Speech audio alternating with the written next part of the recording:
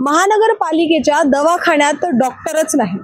नमस्कार, सध्या आपण आलेलो आहे कोथरूड परिसरातील या आयुष्मान आरोग्य मंदिर। तुम्ही माझ्या मागे बघू शकता, हा महानगरपालिकेचा दवाखाना आहे। पण गेले बरेच दिवस झाले इथं म्हणजे जे हॉस्पिटलमध्ये लोक येतात यांची गैरसोय होती आणि ह्या दवाखान्यामध्ये चक्क डॉक्टर पण नाहीये। तर आपण आता रोहित मारणे जे आहेत शिवसेनेचे, त्यांच्याकडून जाणून घेऊया दादा काय झाला आहे इथं विषय। या ठिकाणी जे आहेत ते 4 दिवस झाले डॉक्टरच नाहीयेत। 20-25 रोजचे पेशंट ये जा करतात, कारण त्यांना काही सुविधा मिळत नाही डॉक्टर नसल्यामुळे, त्यांचा इलाज पण होत नाहीये।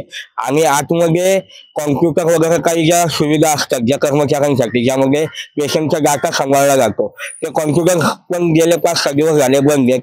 आता त्यांनीच आम्हाला सांगितलं की आम्ही वरिष्ठांना कळवलेलं आहे आमच्या की आम्हाला कॉम्प्युटर आम्हाला सुविधा द्या, तरी सुद्धा आम्हाला आज 4 ते 5 दिवस झाले कुठलीही सुविधा मिळाली नाही। कॉम्प्युटर हाय त्या कंडिशन मध्ये बंद आहेत, तुम्ही पाहू शकता व्हिज्युअल्स मध्ये की कॉम्प्युटर अक्षरशः बंद आहेत, काही सुविधा इथे नाही। आणि आरोग्य मंदिर आहे, आयुष्यमान आरोग्य मंदिर आहे, आपण आरोग्य मंदिर म्हणतो, आणि त्या ठिकाणी तुम्ही पाहू शकता की दरवाजाच्या इथेच गुटखा खाऊन थुंकलेलं आहे। त्यामुळे इथे कशा परिस्थिती आहे ते तुम्ही स्वतःच आता अनुभवा। इथं जे आता म्हणजे पेशंट्स येतात दवाखान्यामध्ये, त्यांची काय म्हणजे म्हणणं आहे किंवा त्यांची काय प्रतिक्रिया आहे या सगळ्या गोष्टीवर? पेशंटची इथे हालत होतात ते, कारण का डॉक्टर्स अवेलेबल नसल्यामुळे। आता तुम्ही पाहू शकता, माझा तो एक माणूस आलेला आहे, तो आशेने आले की माझा इथे इलाज होईल। जेव्हा ते आतमध्ये जातील त्यांना कळेल डॉक्टरच नाहीये, तर त्या कुठे आहे मी इथं इलाज करणार। पेशंटची इथे हालत होतात इथे डॉक्टर नसल्यामुळे। त्यामुळे आमची मागणी आहे की लवकरात लवकर त्यांनी इथं एक चांगला डॉक्टर पाठवावा, जेणेकरून पेशंटचे जे हाल होतात ते, जे परत येऊन जातात ते पेशंट, त्यांना चांगला इलाज या ठिकाणी होईल।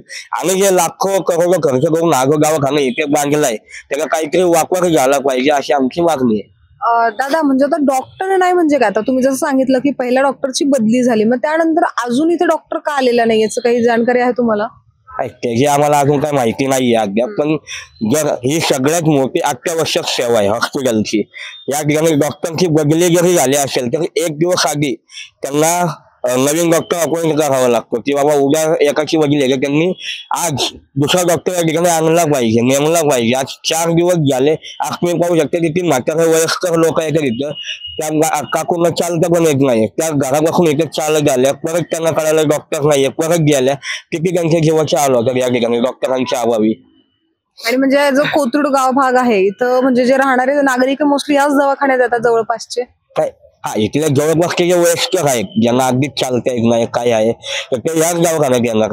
बाकीचे दवाखाने आहेत खाली आहेत, पण ते खाली आहेत। ज्यांना जवळच्या लोकांना साधारण इथे 2-3 हजाराची वस्ती असेल, तर 2-3 हजार लोकांची गैरसोय होती या दवाखान्यामध्ये डॉक्टर नसल्यामुळे। आणि ते संगणक वगैरे काहीच चालू नाहीये।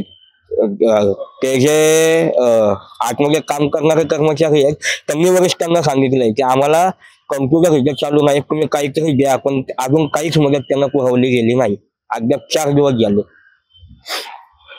आता आपण पाहिलं की म्हणजे आता तुम्ही माझ्या मागे बघू शकता की इथं आजी पण येतात, पण इथं दवाखान्यामध्ये डॉक्टरच नाहीये। तर आता ह्या नागरिकांनी काय करावं, किंवा जर स्वतःची तब्येत खराब झालेली असेल तर यांनी कोणाकडे जावं? कारण की आता जे आज आजूबाजूचे लोक आहेत, तर त्यांना सगळ्यात जवळचा दवाखाना म्हणलं तर हा, आणि इथं आता डॉक्टर नाही, आणि महानगरपालिकेचं बिलकुलही या गोष्टीकडे म्हणजे लक्ष नाही। आणि समजा उद्या जाऊन जर इथं काही म्हणजे मोठी घटना घडली, तर मग इथं याची जबाबदारी कोण घेणार? महानगरपालिका घेणार का एखाद्या व्यक्तीची? तर या सगळ्या गोष्टीवर तुम्हाला काय वाटतं, आम्हाला कमेंटच्या माध्यमातून नक्कीच सांगा। तोपर्यंत मी मृदुला नारळे, न्यूज डॉट्स पुणे।